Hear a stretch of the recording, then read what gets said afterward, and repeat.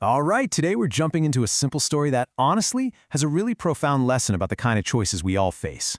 It's a parable about a mosquito, and you guessed it, a mountain. So, what on earth can a single mosquito teach us about our biggest life decisions? It sounds kind of strange, doesn't it? But just stick with me here, because we're about to see how one tiny, annoying insect can totally change the way you think about your job, where you live, and maybe even your relationships. Okay, so our story kicks off with a feeling I think we've all had.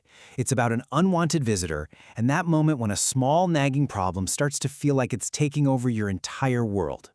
So we meet this young girl, Rashmi, and she has a problem that just won't go away, a mosquito. And it's not just a minor thing, it's a constant, nagging source of irritation. You can really feel her frustration in this quote, right? It's just relentless. Now, here's the thing. Rashmi isn't just complaining. She's done everything right. She's gotten rid of any standing water, she's covered the drains, cleaned out all the dark corners. I mean, she's been super proactive. But the problem, it just keeps coming back. And this is where her dad chimes in with this really key piece of wisdom.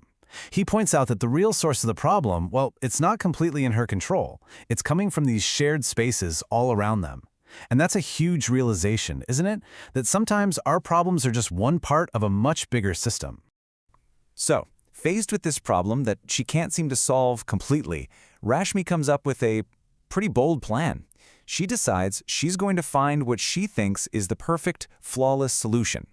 And her solution? It's pretty extreme. If the problem's here, she'll just leave. She wants to go somewhere so cold and so clean that the problem literally can't exist. She's thinking the Himalayas. No heat, no humidity, no mosquitoes. Sounds like a perfect escape, doesn't it?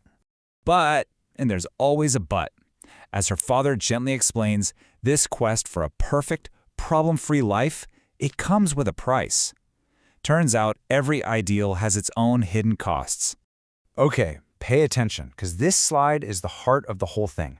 Her father lays it all out, not as a good versus bad choice, but as two totally different packages of trade-offs. Sure, life at home has the mosquito, but it also has all these comforts, right? Fresh fruit, easy travel. Life up on the mountain? Yeah, it's got beautiful snow, but it also means dealing with extreme cold, not having enough food, and getting sick on the trip up.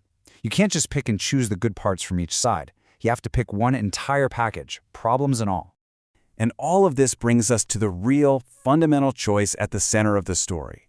It's all about accepting what decisions are really like. This is it. This is Rashmi's big aha moment. She finally gets it. The choice isn't, how do I make the mosquito disappear? The real choice is, which set of problems would I rather deal with? And, just like that, she gets her power back. Not by finding a perfect solution, but by consciously choosing her preferred set of challenges. It's the mosquito or the mountain. So let's actually define this, because it's a really useful tool. The mosquito or the mountain is what you'd call a mental model. It's a way of thinking that reminds us that there's no such thing as a perfect, problem-free option. Every single choice is just a decision between different sets of problems. So the goal isn't to find perfection, it's to find the set of trade-offs you're most willing to live with. Let's just boil it down one more time to make it super clear. The mosquito is that annoyance, that little problem you put up with in exchange for all the comforts you know and love. And the mountain? That's the ideal you're chasing, that shiny new job, that new city, which, yeah, it will solve your current problems, but it is absolutely going to bring a whole new set of challenges with it. And so that leads us to a final question. For you, think about a big decision you're facing right now. What's your mosquito? The thing you're tolerating. And what's your mountain? The ideal you're chasing. And more importantly, are you really seeing the full trade-off? Are you consciously choosing the set of problems you truly want to have? Because that's the real question.